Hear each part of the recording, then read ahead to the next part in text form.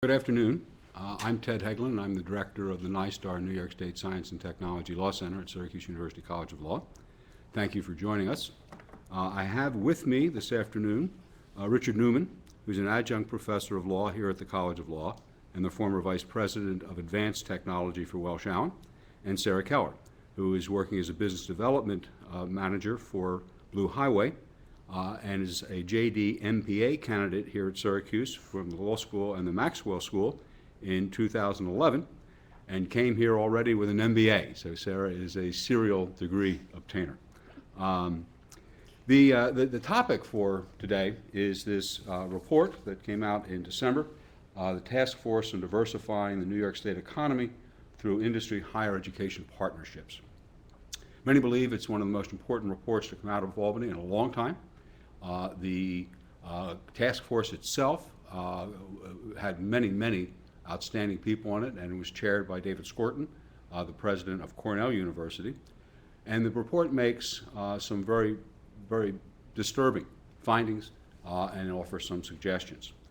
And we decided not to do PowerPoint, to keep this as an open kind of discussion.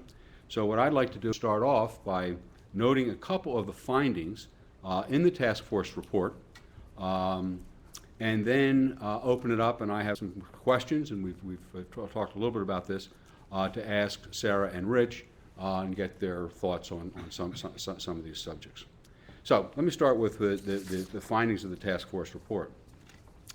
New York State ranks second nationally in the total annual research spending by universities of about $4 billion.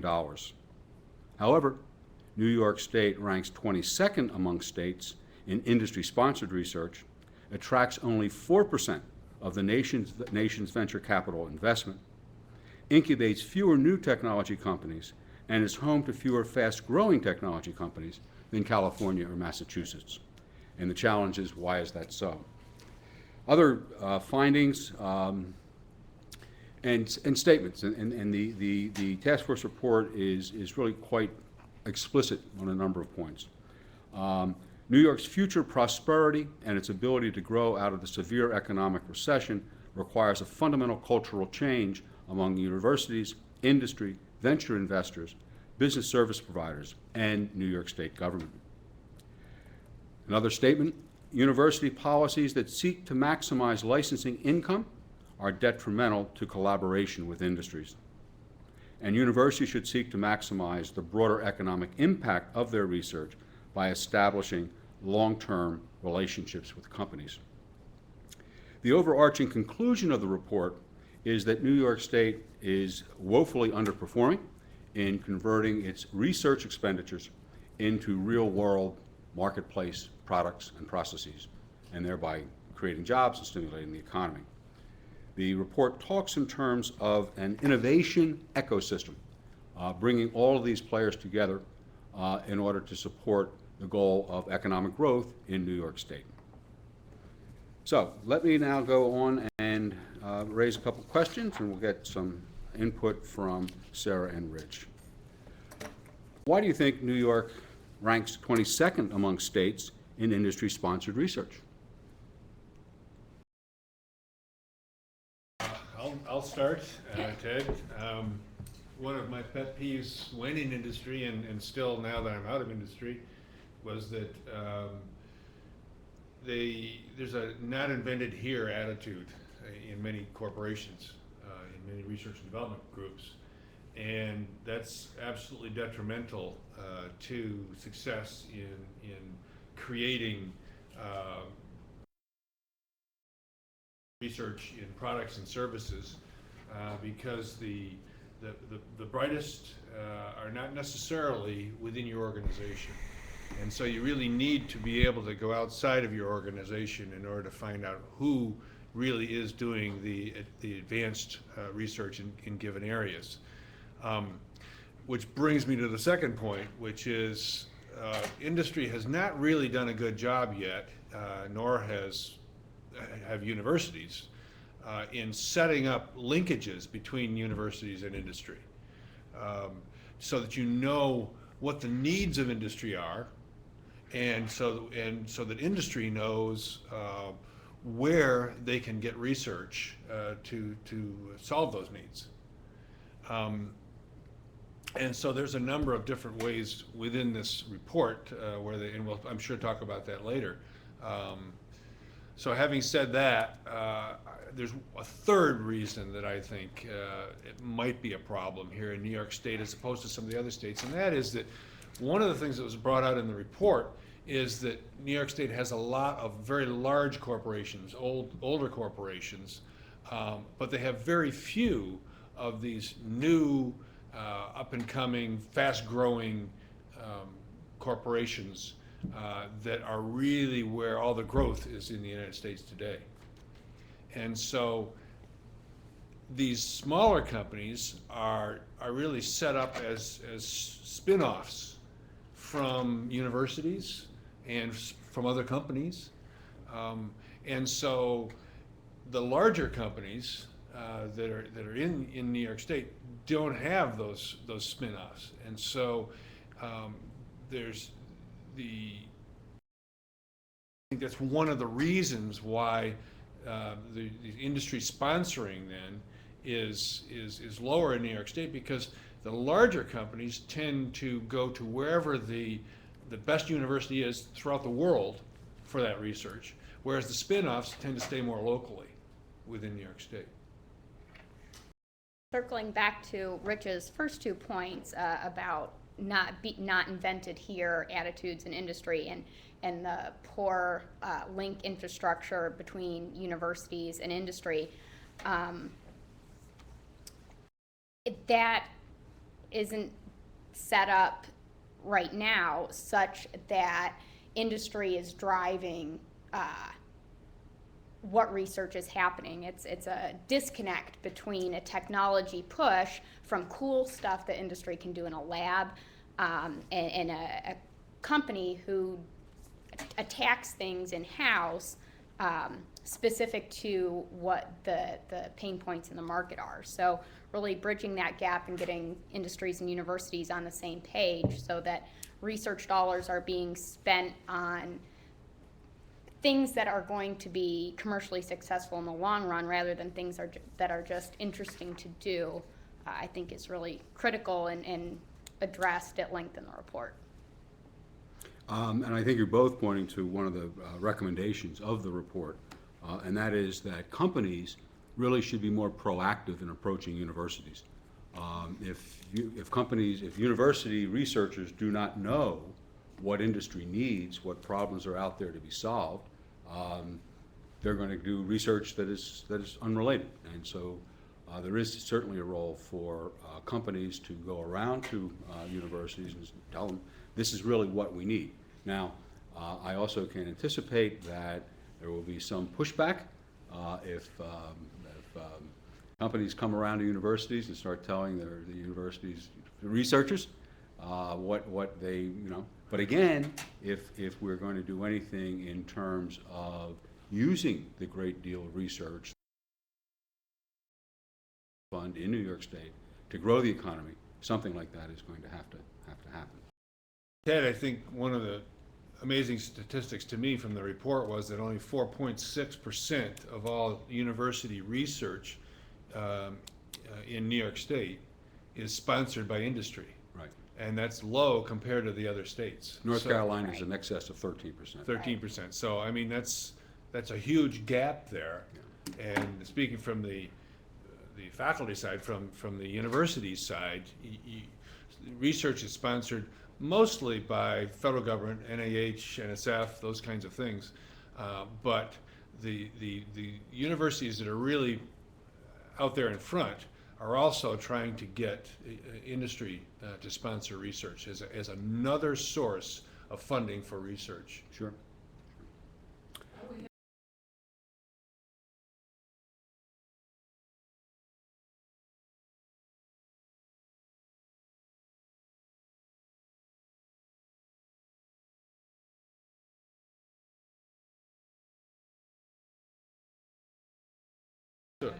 So you're really talking there about the question is how can New York State do a better job in co-locating these startup companies with the universities, such as in Silicon Valley or Route 128 in Boston. I think that's the essence of the question. And a number of universities today are starting incubation facilities on campus or just off campus. I'm familiar with the one there's one in biomedical engineering at Cornell where I also work. When I worked with Johns Hopkins Medical, they have a whole top of a mountain there, of a hill, that's all incubation, and it's sponsored by the university. And these startup companies, a professor with an idea or a local person with an idea now has space that they can use and facilities available to them, plus obviously all of the interaction with faculty, which is key in starting up a new business. So let's use a case in point, and Sarah can help us with Blue Highway. Syracuse University has in fact formed a number of long-term campus partnerships with companies such as Blue Highway, IBM, and JP Chase. And the question, I guess, is what does Syracuse University hope to accomplish in these partnerships?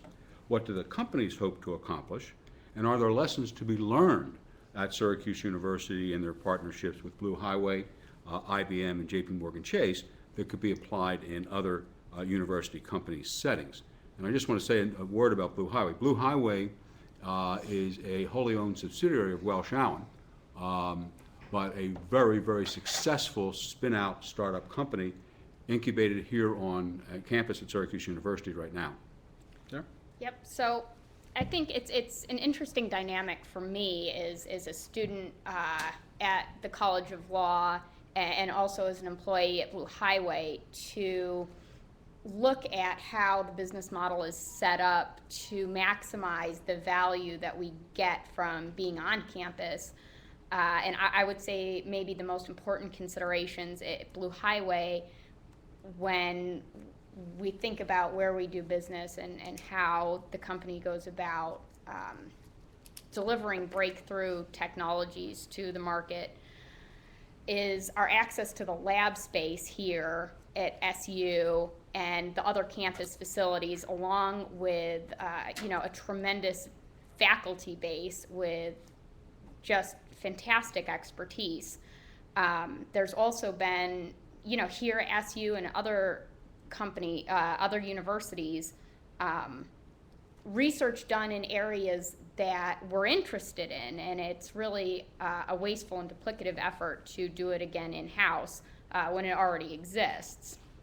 So the other major benefit to Blue Highway's business model and our location here on the SU campus is the access to students, where Blue Highway has a system of having interns, and there's a number of interns from the Whitman School of Management, MBA students, some law students such as myself, and also several students that are from the L.C. Smith School of Engineering. And having access to those students brings in fresh perspectives and a lot of energy, but it also is really cost effective for the company in terms of being able to get a lot of research done and have folks in the lab furthering research that maybe has been started here on campus by faculty members or has been started in-house by our own researchers. It's a great recruiting tool, too. You mentioned earlier a statistic about the interns that have worked for Blue Highway. Could you repeat that? Sure. So I think, a frequently made point by Al DiRienzo, Blue Highway's CEO, is that they have so far had a 100% job placement for interns that have worked there. So everybody who's interned at Blue Highway is coming out with a job. They have a skill set that has so far proven to be really beneficial and sought after by industry. So this gives them an opportunity to see how these students work, and if Blue Highway ends up hiring them, that's great. They haven't had to go through all the human resources and all that. And alternately for the student themselves, the student gets a lot of practical knowledge working on real life problems that then looks really good on their resume when they go out and try to find a job outside of where they're interning. Without a doubt. And I'm very happy to say that Blue Highway hires many, many of the students in our program, so it's a very good loop. Would you also say that it helps bridge the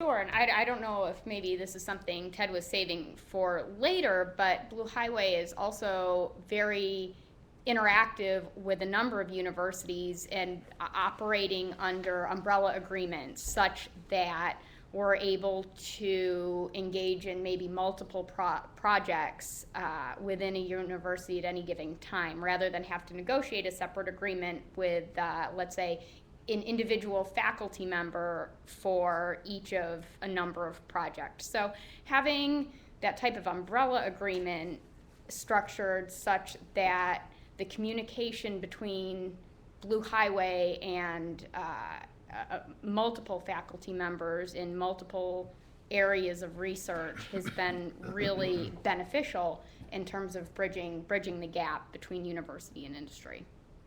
And the task force report does recommend that universities enter into master agreements, and that's the idea, because often the negotiation of a sponsored research agreement takes so long that the industry partner it's just not within the time frame. Right. Okay, what barriers do you see to bringing the university and corporate cultures closer together, and how do you think these barriers can be bridged? Well, one that I always run up against when I was in industry and now that I'm in academia is intellectual property ownership. Who owns it? Well, in most universities, the university owns the intellectual property. If it was created using the university facilities, with university faculty, and even with students. And that's okay, as long as the industry has access to the intellectual property which they sponsored to be created. There's all kinds of rulings by Dole and IRS revenue, which limit the amount of access that the industry can have to that intellectual property. And in fact, as an example, the university cannot give an exclusive license to the industry sponsor a priori before the project starts, because you don't know the extent of the research, you don't know how well it's going to work out, and therefore you don't know the worth of it. All right, so you could easily give away something very lucrative for a very small price early on like that. But it does give them the right to give industry, an industry sponsor, the first right of refusal at competitive terms. And that should be good enough for most industry, for most companies to sign up for. So I think that's one thing. And another thing that's kind of novel, I teach a course at Syracuse at Cornell University in biomedical engineering, and we had this year 3 different projects, all sponsored by industry. And the ruling is that if the students come up with the ideas, then those ideas belong to the students, which are then assigned to the industry sponsor. Whereas if it's the ideas come from, the novel ideas, unique ideas come from a faculty member, a paid member of staff, then the university owns them. Okay, so that's a good way to differentiate who owns the intellectual property, and it's worked very successfully in those course areas. Just building on Rich's point, and I think that the report does a great job of discussing this, is the licensing strategy involved in a lot of university industry collaborations, and universities' goal of maximizing their revenue streams from royalties by charging an increased royalty rate, where maybe only a few technologies are getting licensed under those terms, when in reality, it would be financially more beneficial for universities to lower the royalty rate and get more of their IP out into the commercial sector. Yeah, and there are limitations, obviously. We'll come back and talk a little bit more about these in terms of how far universities can go in changing their intellectual property policies. But today, almost all universities claim intellectual property developed by their faculty, their staff, and their students if it's under a sponsored research. To Rich's point, there's no inherent reason why a university could not grant an exclusive license to a industry research sponsor at the commencement of the research project. And they could do that in terms of a royalty rate, banded royalty rate, something like that. And the idea that they may be letting go something that could be very, very valuable down the line really takes us back to this profit maximization model, rather than a model that says the university is entitled to a fair rate of return on its investment in a laboratory and personnel, but it's not looking to take the last dime off the table, which is, again, something that the task force report was quite candid about in terms of a barrier to university corporate collaboration. Ted, I think another thing that stands in the way is timing. We talk in industry, they're always talking about a sense of urgency. This thing has to get out in the market as quickly as possible before the competition does. And the semester system at a university level does not necessarily coincide with that sense of urgency. But there are a number of things that you can do to get around that. One is to ensure that you have a laddering system wherein your projects, you might have to wait a whole semester or even 2 semesters before you have a final outcome, a final presentation from those teams, the sponsors. I'm sorry, the researchers that are being sponsored.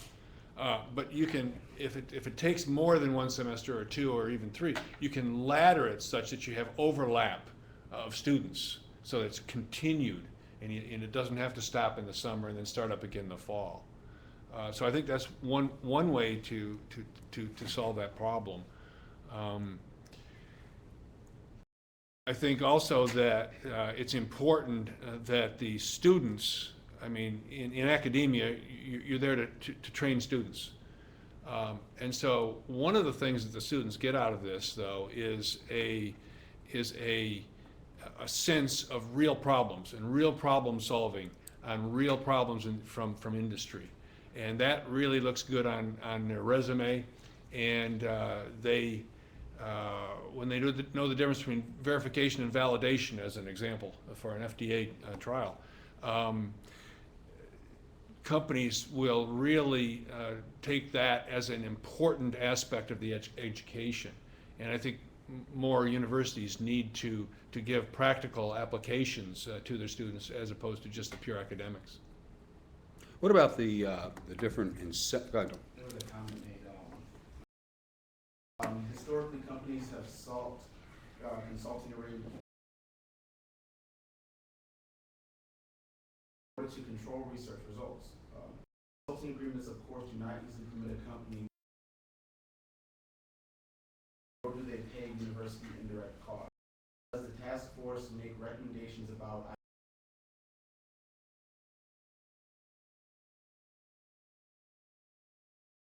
No, and it's a good point. It doesn't, it really talks in terms of collaboration between universities and industry and creating these long-term win-win relationships. I don't recall that it says anything about consulting. What I can say about consulting, and I know a lot of companies do this, but it's a little questionable sometimes in terms of these consulting relationships. And we have a joke that I've heard people say that we have a lot of faculty researchers who are Friday inventors. That happens to be the day they're off campus consulting. All the work they do Monday through Thursday has nothing to do with the invention. And so there are some issues there. I think the consulting relationship can be a very positive relationship as an initial stage relationship. You bring somebody in, they get to know the company, they get to know the problems the company is dealing with, and that then becomes a stepping stone to a deeper and broader relationship with the university. So I think that sort of works. And sabbaticals work also. I have a friend that just got off sabbatical, spent an entire year starting a company. And now, once he has come back to the university, he's got his full teaching load, but he's also doing consulting for that. You get one day a week that you can consult. So that's enough once you get the thing started in the 1 year of sabbatical. And I guess I also want to note that the consulting arrangement does not necessarily simplify intellectual property ownership. No. And there is a case that came down, I guess, earlier this spring involving Stanford University and a consulting relationship between a faculty member at Stanford with Roche. And it was very, very unfortunate for Stanford, but it raises all sorts of complicated questions because faculty, even in a consulting arrangement, always sign an assignment of intellectual property rights to the university at the time of hire. So even consulting, there's assignment contracts don't exempt inventions made during consulting. Back to the barriers in university corporate, bringing university and corporate cultures closer together. What about the incentives, the mindset of faculty as opposed to corporate officers? Well, let's see. In academia, it's publish or perish. You want to be known as the leading expert in the world on whatever that may perhaps very narrow intellectual area is. And so there's a lot of emphasis on getting grants, first of all, to further your research, and then publishing that research. Industry, on the other hand, is more profit-oriented, much more prone to saying, well, let's keep the information to ourselves at least until we can get a patent application filed. And those are not two disparate problems. I mean, there is a happy middle ground where, in fact, Ted, we did about 2 years ago, I guess it was, we did a report for NYSTAR on what are some of the issues in contracting between industry and university. And this was one of the things that came up is publication rights. Universities want to be able to publish. They should be able to publish. That's what they're in business for, is to educate. Okay?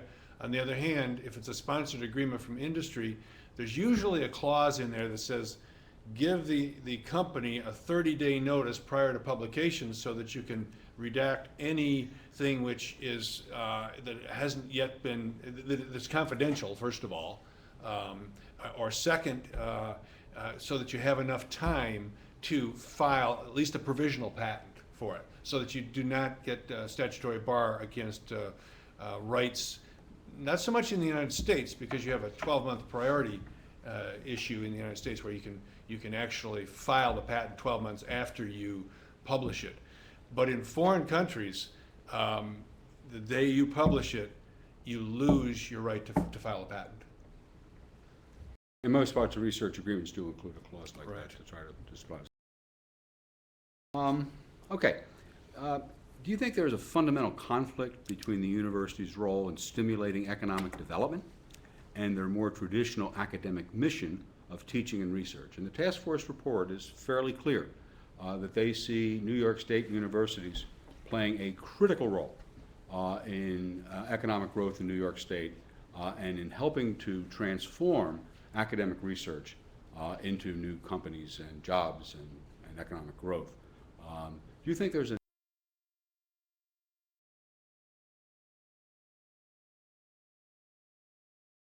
inherent tension between those two roles, Sarah?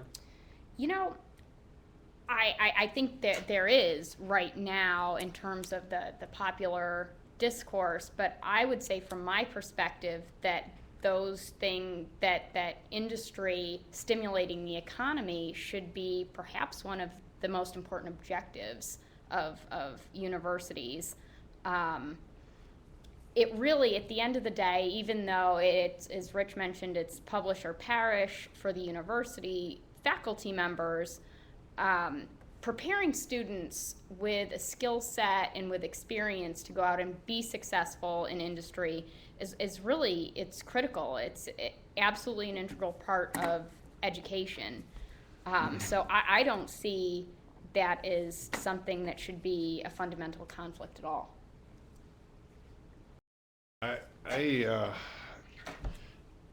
Many universities have three ways of funding the university, and it's usually about 1/3, 1/3, 1/3, depending on the university. But let's just take 1/3, 1/3, 1/3 as a model.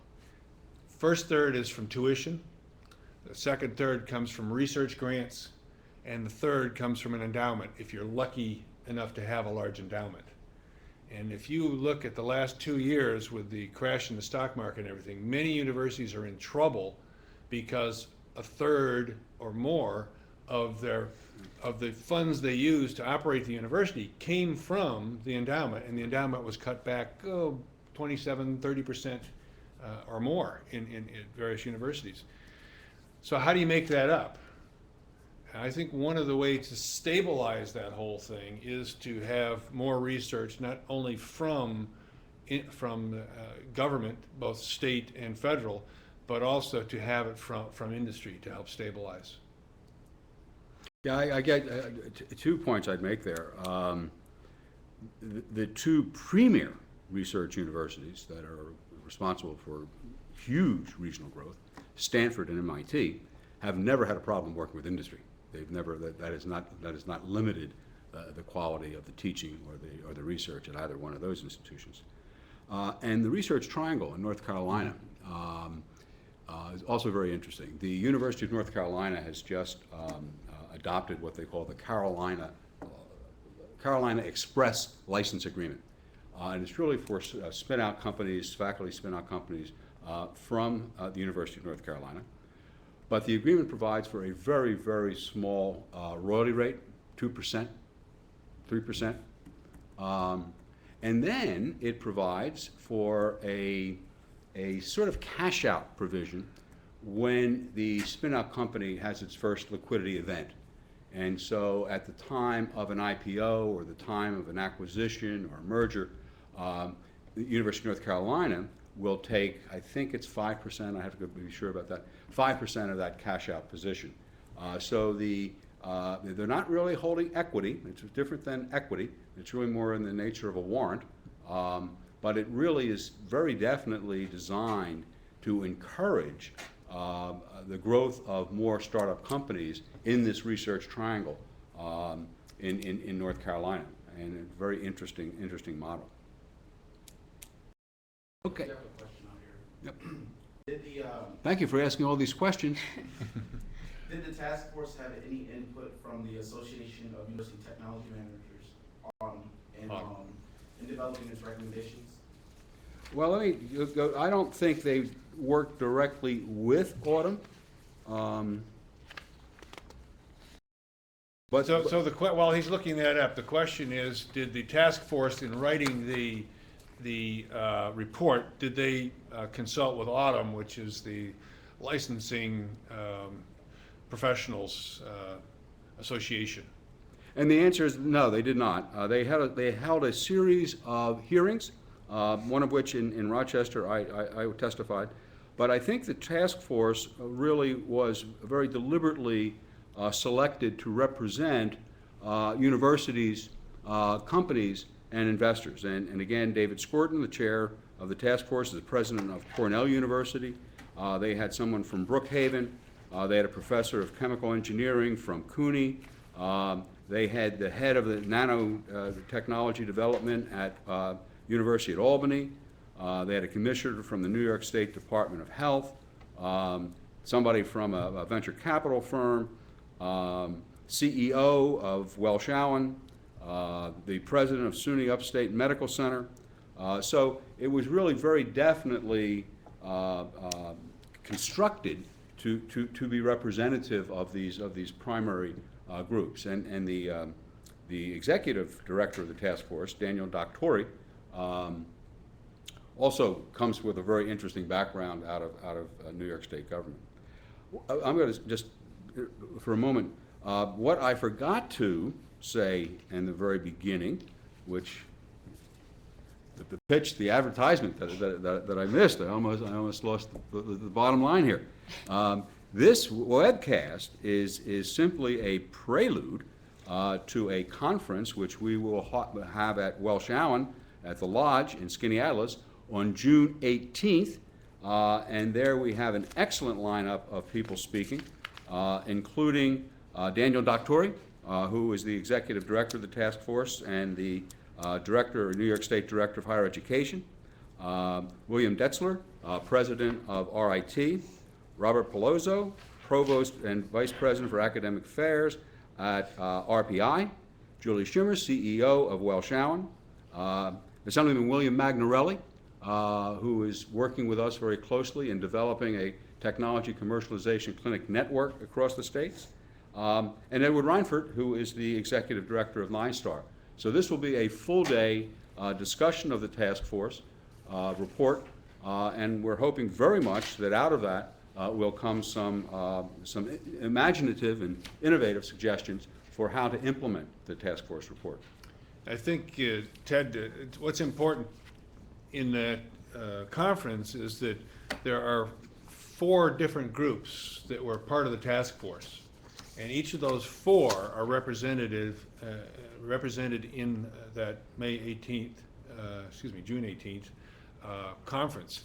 Those 4 being, and on the task force, they were evenly split, either 3 or 4 members of each: university, government, venture capital, and then lastly, industry.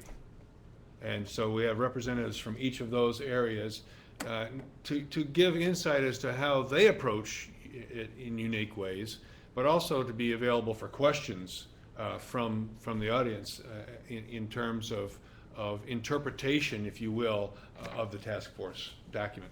We've saved time at the end of the conference, at the end of the day, for an open discussion with the panelists and the audience. And I should also add, it is free and you get lunch. There is such a thing as a free lunch. And the lunches at the lodge are good. And the lunch at the lodges are good. We've done that before. Register on labtomarket.syr.edu. Say that again, Molly? Labtomarket.syr.edu. And we hope very much you'll be able to join us on June 18th. Okay, so the task force report really makes a point of the fact that maximizing licensing revenue by universities is really a barrier to collaboration with industry. And so my question is, if the goal of university licensing is not to maximize licensing revenue, what should be the goals of university licensing? You know, we had a discussion about this earlier, and as a taxpayer and as somebody, you know, invested in a community with a research university, I think one of the biggest goals of university research should be to get the patents off the shelf and have them be in the stream of commerce somewhere. And I see maybe as a good barometer of how successful that is to take a look at universities and see what intellectual property they have sitting around. You know, I'm not sure taking a narrow look at what licenses have been executed will tell the whole story. I think it's really important to consider what is not being used and not adding any value to the economy from the research dollars that the government's already spent. Definition of difference between a scientist and an engineer is the scientist will do research for the sake of pure research, and they will uncover very novel things that people have never seen before. An engineer takes those novel novel instances and applies them to a practical application. And to me, being biased as an engineer, I think knowledge sitting on the shelf doesn't do anybody any good. It's the application of that knowledge into a product or service which can then create jobs and better mankind, if you will. I think is the most important thing that the university can do. Educate, but put it into practice. Right. I mean, at the end of the day, I believe that university research dollars really have two primary objectives when the funds come from the government. One is to provide an educational experience for students that is going to make them productive in the workforce, but also to take the taxpayer money as an investment for in addition to the economy down the road. And I think that IP sitting on the shelves of universities is really an example of a failure of that second prong of getting a return on taxpayer dollars. Yeah, and I'm sure most of you are familiar with the Bayh-Dole Act, but maybe just a few words about the Bayh-Dole Act. Bayh-Dole Act was passed in 1980, I think. And prior to the passage of the Bayh-Dole Act, every federal agency had its own intellectual property policy. And it may or may not negotiate, and so these agencies that fund billions and billions and billions of dollars of research had loads of patents sitting on their shelves. And Bayh-Dole was passed very directly to deal with that situation. And the idea, which was really ingenious, was to allow universities to elect to take title to patents resulting from federally funded research. That was the idea. But the purpose of the Bayh-Dole Act was that by allowing universities to do that, they would get this technology into the marketplace and benefit the American economy and the American consumer. And get it to the market faster and better Much than faster if than the the federal agency. government Right, had done it, right? Much better than if the federal government had done it.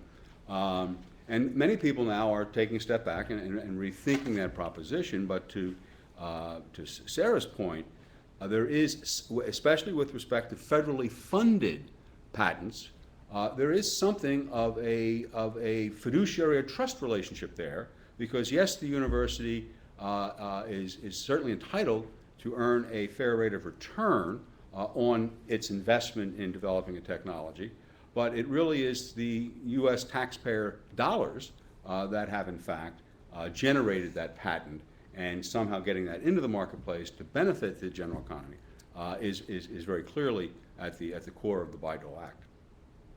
And you're referring now to any research done on a university level which was sponsored by a federal agency of Correct. whatever, NIH, NSF, whatever. Correct. Yeah. Correct. Okay, we've sort of touched on this before, but do you think that universities should reconsider intellectual property policies regarding IP ownership? And are there limits to how far universities can go in changing IP policies? Limits are certainly, I mean, there are legal limits in IP law, which we won't go into now, but there's also the limits of Bayh-Dole and the IRS revenue procedures, which limit the way that you can, as an example, if the building in which the research was done on a university campus was more than 5% sponsored by bonds, Tax-exempt bonds. tax-exempt bonds, then there are certain restrictions on it from that viewpoint. And it has to do with what you can and cannot license, okay? So there are certain ones. And there are certain universities going back to the project that we did a couple of years ago, we looked at 19 different universities, and all except 3 of the universities were very, very close in how they handled intellectual property and publication rights and all the rest of those things. There were 8 issues. 3 universities said, I think we're good enough that we can make our own rules. I won't say which 3 of those universities are.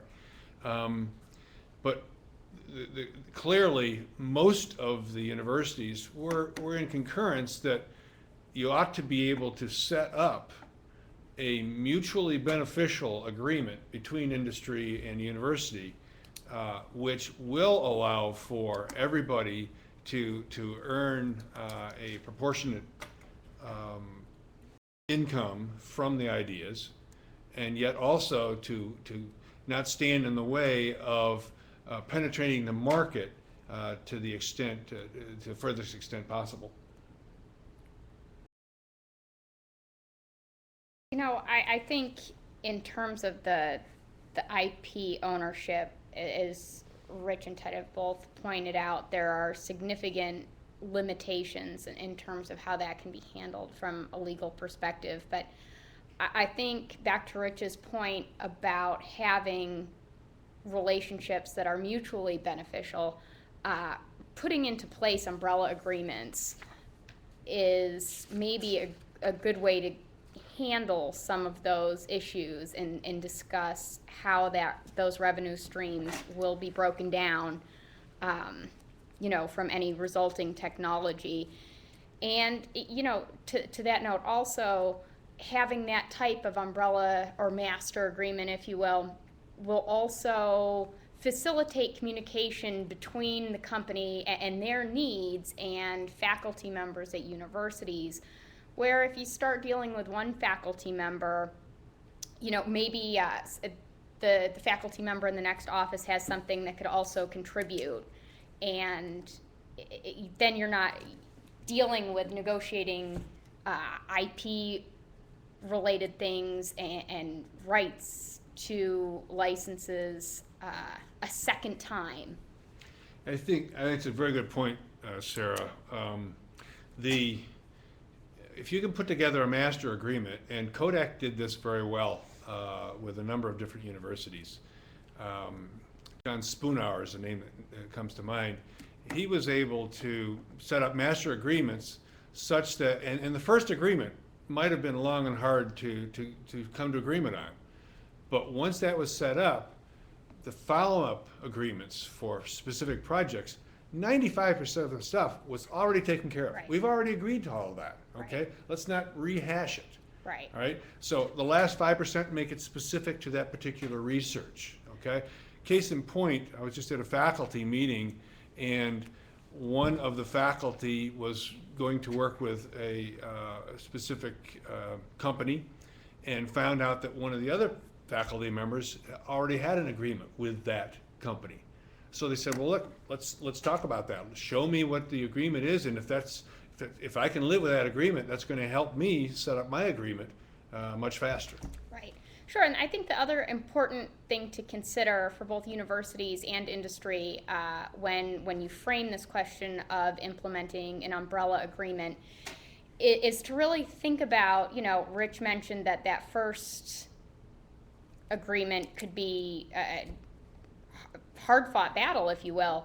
And if you have to hash that out over and over and over again, that's going to be counterproductive to a solid working relationship between the university and the industry, where communication is free-flowing and there's a good sense from both parties where the market need is and what the technological capabilities are and how those things can be blended to get final products into the market.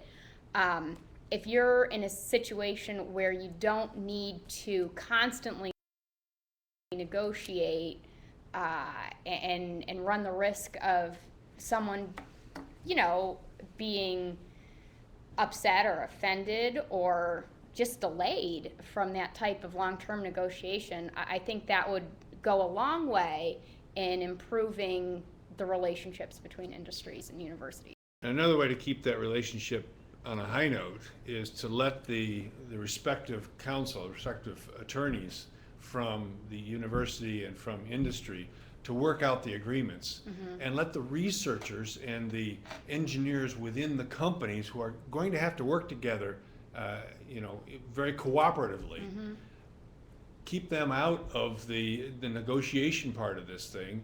Right. Then if there are any ill feelings or anything, okay, it's just between the council, as opposed to those that really on a day-to-day basis have to know and trust each other and work Right. hard to in a common goal. Right, and if that's not the case, then there's just going to be a hindrance in the research coming out of these relationships that's going to prevent it from being as successful as it could be.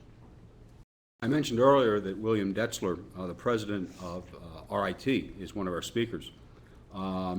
And we're hoping very much he elaborates on RIT's new intellectual property policy. They really have broken the mold. And in industry-sponsored research, my understanding is RIT no longer claims intellectual property ownership. They do want indeed to have some return on their investment in their facilities and their overhead, but they no longer are going to negotiate intellectual property ownership. Intellectual property ownership will go to the industry sponsor. It really, in terms of the current situation in university tech transfer, that is a fairly radical position. But we're really hoping that President Detzler will elaborate on that and tell us how things are going. We have other questions? We have some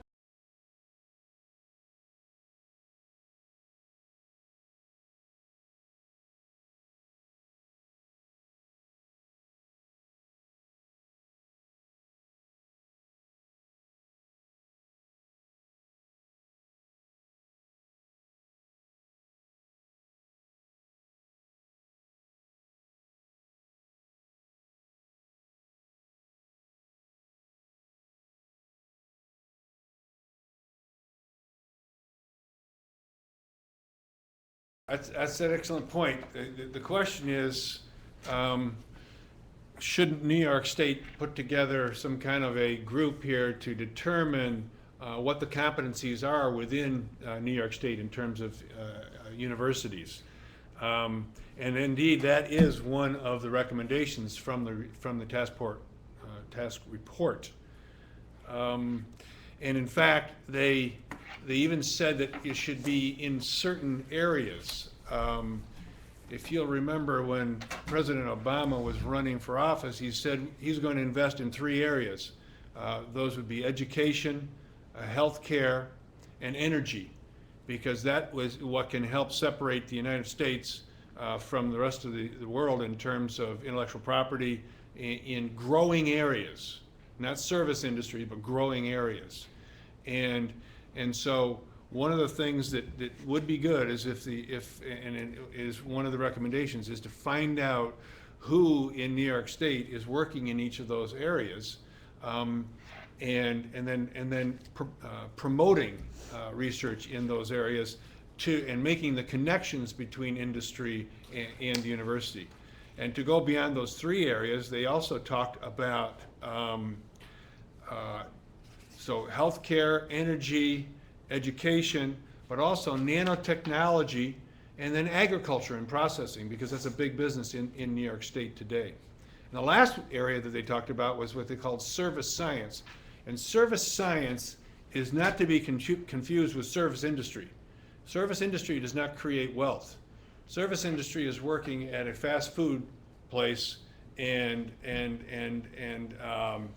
you don't export your product or service and then import dollars to pay for it. What you need to do is create instances where you have a product which is so sought after due to intellectual property or whatever that you can export it. And indeed, service industry has been shown to be, the information management portion of the service science industry is exactly that.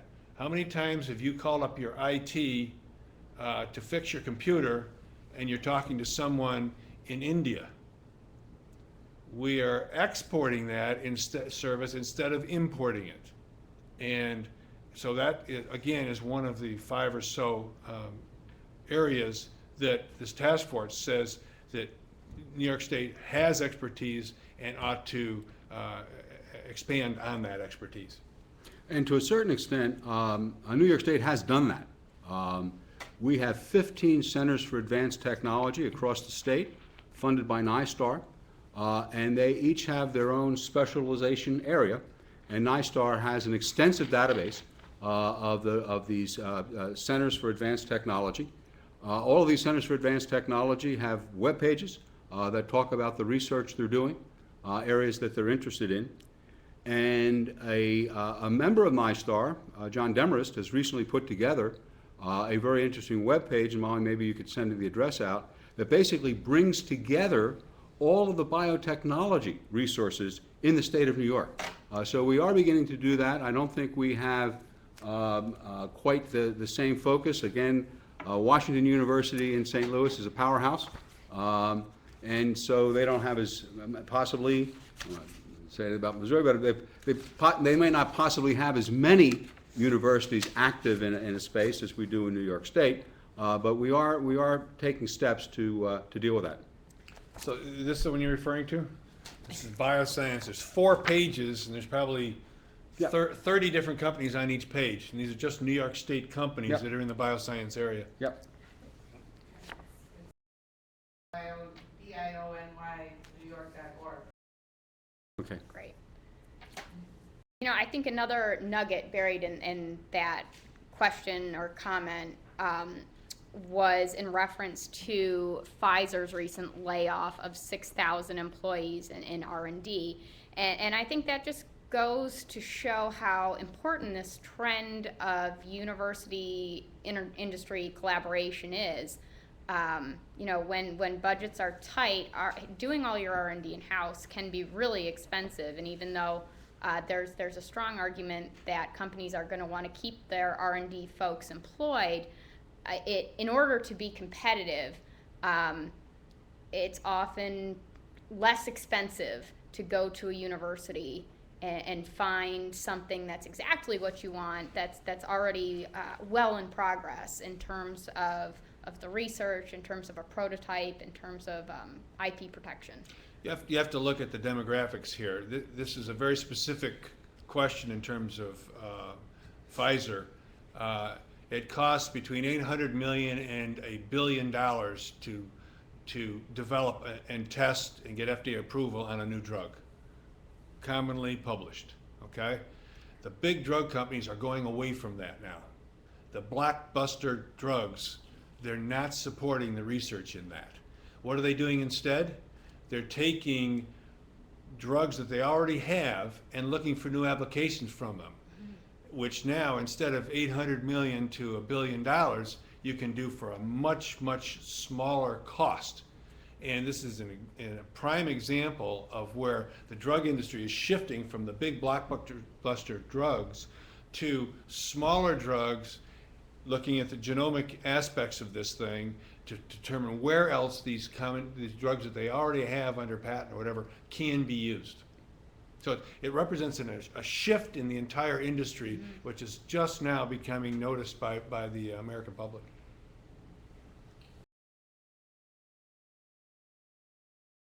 Well, thank you very, very much for joining us. Good afternoon.